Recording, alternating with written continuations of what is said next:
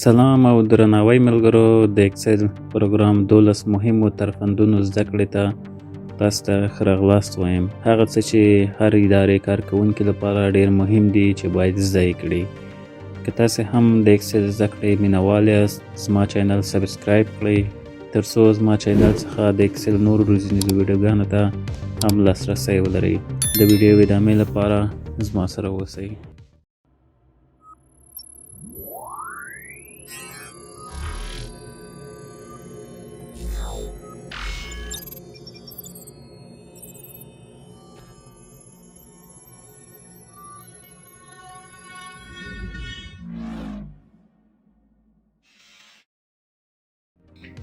صفی الله نوریم، تاسو ته د نوري یوټیوب روزنیز چینل ته ښه راغلاست وایم.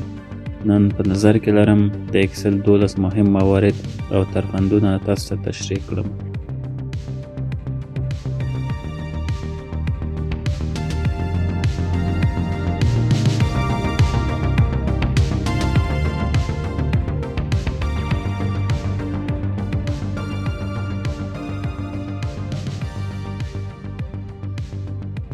ښه ملګرو، په لومړۍ برخه کې غواړم ډراپ ډاونز په اړه تاسو ته ووایم.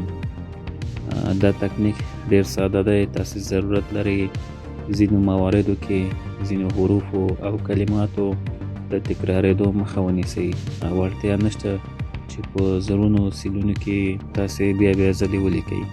نو بهتره ده چې تاسو یو انتخاب کړئ او نور یې د فلټریشن له لارې غوره کړئ. دوستانو، په دې برخه کې موږ نومونه لرو او نمرې لرو. دې قسمت کې سټاتس یا حالت دی ښه او بد موږ ته ښایي. مثلا که احمد په امتحان کې 8 نوې نمرې اخیستې وي، موږ کولی شو ورته بیسټ ولیکو. وروسته له احمد محمود که 9 نمرې اخیستې وي، ورته غوره لیکلی شو. او دې څخه وروسته نورو ته چې څومره نمرې اخیستې وي یو بل څه ورته لیکلی شو. په هر صورت غوره ده چې تاسو په دې کلیک وکړئ او دا برخه انتخاب کړئ ترڅو نتیجه لیکلی وشي. خو مخکې له دې چې دا برخه انتخاب کړئ، دلته یو دوم شیټ اضافه کړئ. وروسته د شیټ اضافه کېدو ولیکئ بیسټ، بیټر، ګوډ، باد ورډز. ملګرو، هر هغه قیاسونه او فکر چې تاسو لرئ هغه دلته ولیکئ. لکه څنګه چې ما ولیکل. او د دې ځایه بیرته اول شیټ ته راشئ. د ډیټا برخې څخه ویلیډیشن یا ډیټا ویلیډیشن ته داخل شئ او د ویلیډیشن کرایټیریا برخې څخه الاو آپشن څخه لیست غوره کړئ. وروسته سورس برخې باندې کلیک وکړئ او بیرته دوم شیټ ته داخل شئ. هغه 15 کلمې چې دلته موجودې دي انتخاب کړئ. وروسته انټر باندې کلیک وکړئ. له دې برخې اوکې باندې کلیک وکړئ.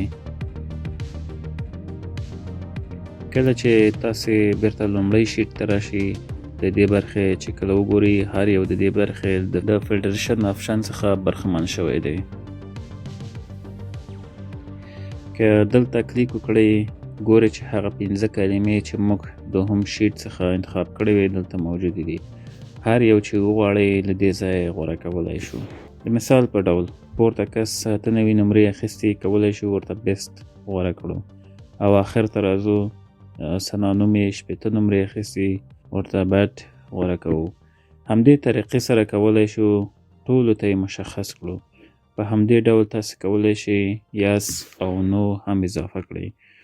مثلا دوهم شیټ کې دلته ولیکئ یس او لاندې نو ولیکئ.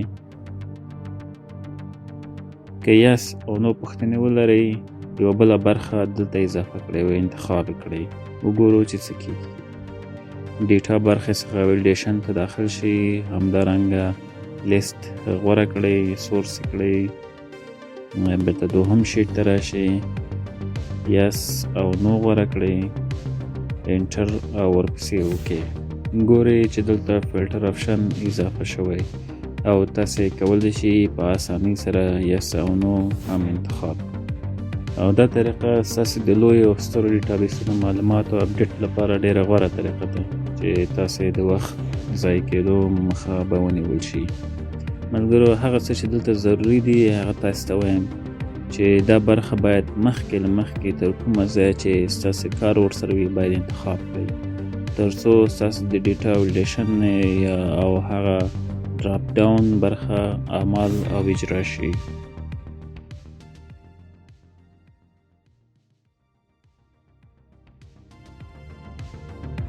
بله برخه فورمټ پرنټر برخه ده.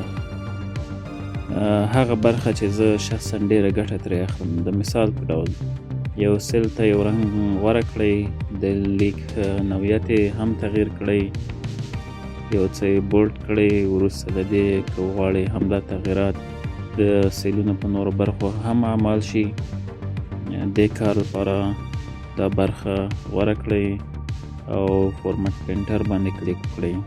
وروسته هره برخه چې وغواړئ ورباندې کلیک وکړئ یا هم انتخاب کړئ، هماغه برخه باندې کولی شئ پورته تغییر اعمال کړئ. دلته یو بل تکنیک هم دا دی چې کله تاسې په فورمټ پرنټر باندې یو ځل کلیک وکړئ، څومره ساحه چې وغواړئ انتخاب کړئ، کولی شئ تغییر راولئ. خو که فورمټ پرنټر باندې 2 ځلې ډبل کلیک وکړئ، کولی شئ هر سیل چې وغواړئ تغییر پرې راوستلی شئ.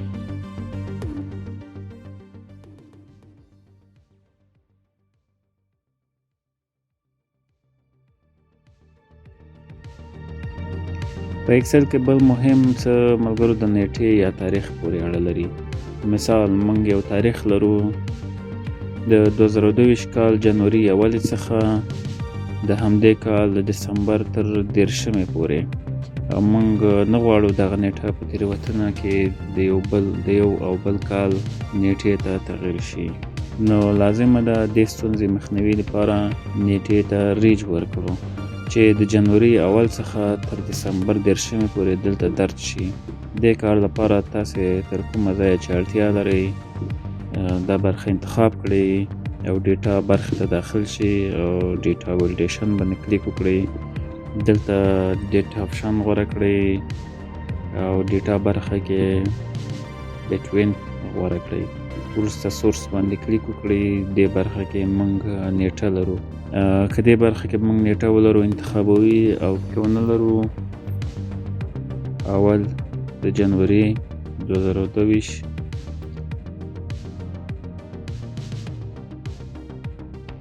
تر 30 د دسمبر 2022 وروسته اوکې باندې کلیک وکړئ. اوس که دلته ډیټ ته راشئ او ولیکئ 1 د جنوري 2022، طبعا چې دا به قبولوي او مني. او که ولیکئ 1 د جنوري 2020،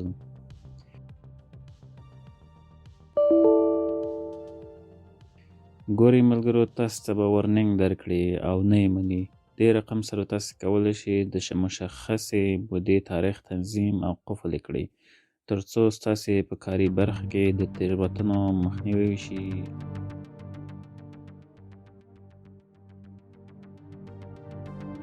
بله برخه د نمبر برخه ده ملګرو. مثال تاسې دلته یو نمبر لرئ 4550، او اوس که تاسې وغواړئ د دې 2 خانې اشاریه لرې کړئ، دلته چپ طرف ته کلیک وکړئ، اشاریه 0 به یې لرې شي. او که هم وغواړئ 3 خانې تعداد اشاریه سره جلا کړئ، دلته اشاریه علامت باندې کلیک وکړئ، تاسې ګورئ چې 3 خانې جلا شي. او دا تاسې کولی شئ هر څومره چې کښته اعمال کړئ نورو اعدادو باندې ممکنه ده.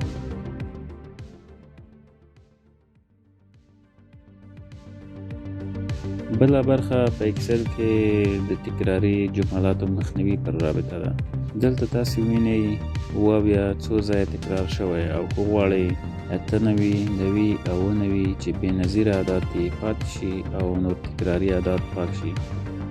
همدا کالم په مکمل ډول انتخاب کړئ. وروسته د ډیټا برخه څخه ریموو ډوپلیکیټ باندې کلیک وکړئ. تاسې کولی شئ چې د ریموو ډوپلیکیټ سره تکراري یادات او ارقام جلا کړئ او که دغه ایکسپند کلیک او اوکې کړئ تاسو په مستقیمه ډول خاص اعداد ترلید کړي.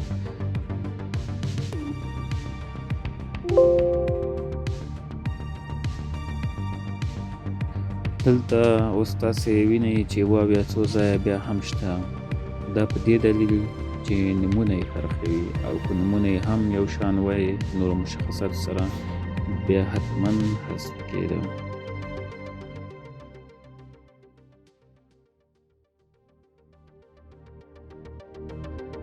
ملګرو دا برخه ډیره مهمه ده. که تاسې دفتر کې ډیسکټاپ کمپیوټر څخه کار اخلئ ډیر کله چې برق قطع شي ستاسې کمپیوټر هم ورسره بندېږي او ستاسې فایلونه او ورک بکونه چې ډیر کله نیمه کاره پاتې وي او بیا به یې له سره جوړوئ په هغه صورت کې چې فایل مو سیف کړی نه وي یا هم که سیف کړی مې یو څه اندازه یې چې پاتې او تاسو پرې کار کړی وي شتون به ونه لري. اړینه ده چې تاسې خپل اکسل پروګرام داسې طراحي کړئ چې حد اقل 1 دقیقه تاسو ته وخت درکړي تر څو په 1 دقیقه کې تاسې وکړئ شي خپل فایل سیف کړئ، یعنی اکسل لخوا په اتومات ډول سیف شي او تاسې وکولی شي د کمپیوټر بندېدو وروسته ورته لاسرسی ولرئ او خواري به مابس نشي. دې مهم تنظیم لپاره لازمه ده فایل برخې ته داخل شئ او آپشن برخې ته داخل شئ او دلته سیف برخې ته داخل شئ. تاسې وګورئ چې دلته فایل سیف کېدو لپاره 10 دقیقې وخت د پیش فرض په شکل د اکسل لخوا تنظیم شوی. دا په دې معنی چې 10 دقیقې به ستاسې فایل سیف نشي او دا په هر اکسل کې د معمول شکل سره 10 دقیقې غوره شوی وي. دا به تاسې له دې ځایه 1 دقیقې ته راکوز کړئ. دې سره به ستاسې فایل هر 1 دقیقه کې په اتومات ډول سیف شي. په هغه صورت کې چې ستاسې کمپیوټر د برق قطع کېدو له امله بند شي او بیا ځلې روښان نشي دلته په چپ طرف کې تاسو یو پیغام درکوي چې په دغه ساعت ستاسې کمپیوټر بند شو او تاسې کولی شئ خپل مخکینی ډیټا له دې ځایه ریکوري کړئ.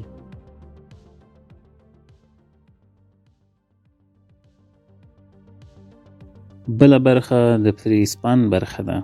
مثال په ډول تاسې د ډیټا لومړی برخه یا هغه عنوان په هره پاڼه کې باید شتون ولري او هر څومره چې ښکته لاړ شي هره پاڼه کې ښکاره شي.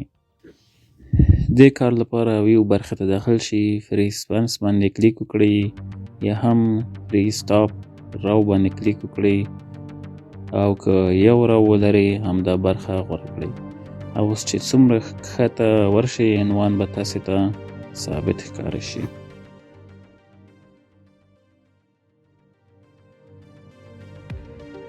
دا برخه ډیره مهمه برخه ده ملګرو. د اکسل پاڼې او اکسل شیټ خپلولو مسله ده. په هغه صورت کې چې تاسې وغواړئ په دې برخه کې هیڅوک ستاسې په ډیټا کې تغییر راوستلی ونه شي لازمه ده چې تاسې دا قفل اعلا کړئ. دې کار لپاره ریویو برخې ته دننه شئ. پروډکټ شیټ به مو له دې آپشنه په مکمل ډول لاک شي. پروډکټ شیټ باندې کلیک وکړئ، یو پاسورډ ورته غوره کړئ. مثال زه 1 2 3 پاسورډ ورکوم. نورو برخو سره یې کار مه لرئ ځکه هغه تخصصي برخې دي. اوکې باندې کلیک وکړئ، بیا ځلې 1 2 3 ورکوو. اوکې وروسته فایل مو سیف کړئ، ډیسکټاپ غوره کړئ او سیف باندې کلیک وکړئ. فایل مو کلوز کړئ، بیا ځلې اوپن کړئ. دلته که تاسې وغواړئ په ورک بوک کې مو کوم تغییر راولئ تاسو یو پیغام درکوي او وایي چې دا برخه لاک شوې او تاسې نشئ کولی تغییر پکې راولئ. او که وغواړئ بیرته یې قفل لرې کړئ ریویو ته داخل شئ، ان پروټیکټ شیټ ورته وایو، بیا ځلې 1 2 3 خپل مخکینی پاسورډ ورکوو. اوکې باندې کلیک. اوس کولی شي هر تغییر چې راولئ ممکنه ده. بله برخه دلته پروټیکټ ورک بوک برخه ده. که وغواړئ مکمل ورک بوک ته پاسورډ ورکړئ څه تغییر به راشي.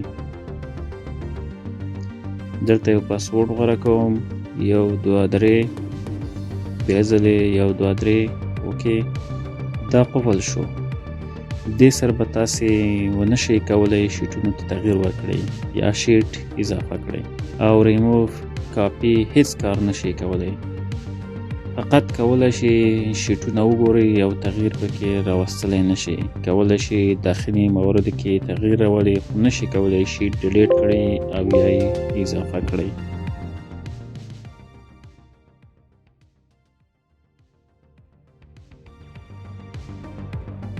ملګرو، بله برخه چې ډیر کاربرد لري د پیچ بریک پریویو برخه ده. مثلا تاسې نه پوهیږئ پاڼه مو تر کومه ځای ده او کومه برخه په پرنټ کې راځي، نو ضرور ده چې تاسې پیچ بریک پریویو باندې کلیک وکړئ. دلته تاسې لیدلی شئ چې پاڼې مو په کوم حالت کې دي. د پیچ لیاوټ برخې څخه پورټریټ غوره کړئ، سایز 4 غوره کړئ. تاسې کولی شئ پرنټ لپاره یې د دې ځای تنظیم هم کړئ. په وخت د چاپولو کولی شئ له دې ځای هم وګورئ. دا په هغه صورت کې کارول کیږي چې تاسې له یوې پاڼې څخه ډېرې ولرئ او له دې ځایه په حرفوي او مسلکي توګه پوهیدی شئ چې پاڼې مو په کوم حالت کې دي.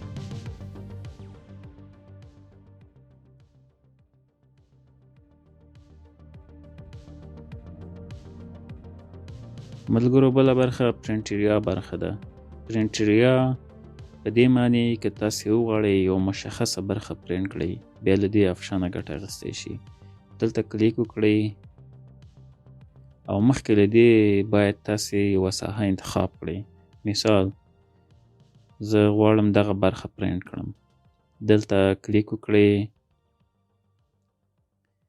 سیټ پرنټریا، او اوس دا ساحه غوره شوه. اوس که پرنټ برخې ته داخل شئ، ګورئ صرف هغه ساحه موږ ته پرنټ کوي چې موږ غوره کړې وه.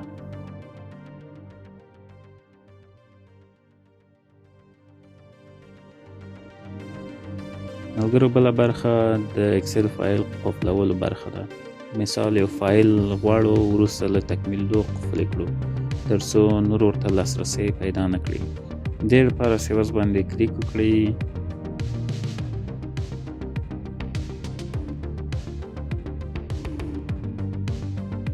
یو نوم ورکړئ، وروسته لاندې برخه ټولز برخه ته داخل شئ. جنرال آپشن باندې کلیک وکړئ. له دې ځایه کولی شئ یو پاسورډ غوره کړئ. مثال زه 1 2 3 4، لاندې 1 2 3 4 اوکې، بیا ځلې 1 2 3 4 او اوکې، بیا ځلې 1 2 3 4 اوکې. ډیسکټاپ او بیا سیف باندې کلیک وکړئ. دا کلوز کړئ، بیا ځلې اوپن کړئ.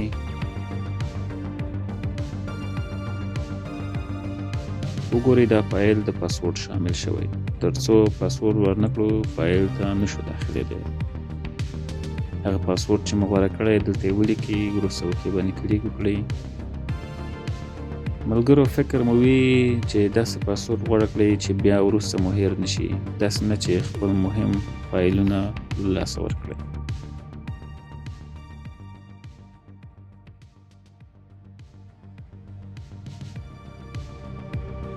بله برخه د پرنټ ټایټل برخه ده. کله چې تاسو یو ټایټل یا عنوان پورته برخه کې ولرئ، کله چې موږ پرنټ برخه ته داخل شو، تاسو وګورئ چې په لومړۍ پاڼه کې زیړ رنګ باندې عنوان لري. مګر شاید دغه عنوان په پرنټ وخت کې ستاسو د نورو لاندنیو پاڼو کې نه وي او غواړئ چې عنوان په نورو پاڼو کې هم پرنټ شي. دې لپاره ضرور ده چې تاسو دا له دې برخې انتخاب کړئ. د پرنټ ټایټل برخې څخه پرنټ ټایټل باندې کلیک وکړئ.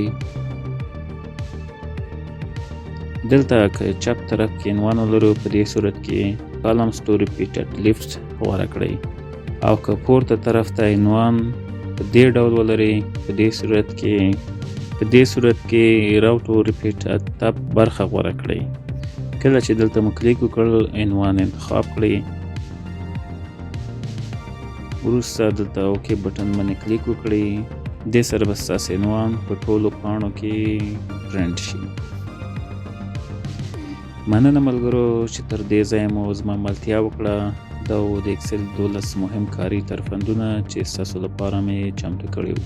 که دا ویډیو ستاسو خوښ شوي زما نورو ویډیوګانو څخه برخمن کېدو لپاره زما چینل ته داخل شي او سبسکرایب بټن باندې کلیک وکړئ او زنګ علامت هم فعال کړئ تر څو زما د ویډیوګانو نوټیفیکیشن تاسو ته راشي او زما د ویډیوګانو څخه به برخمن شي.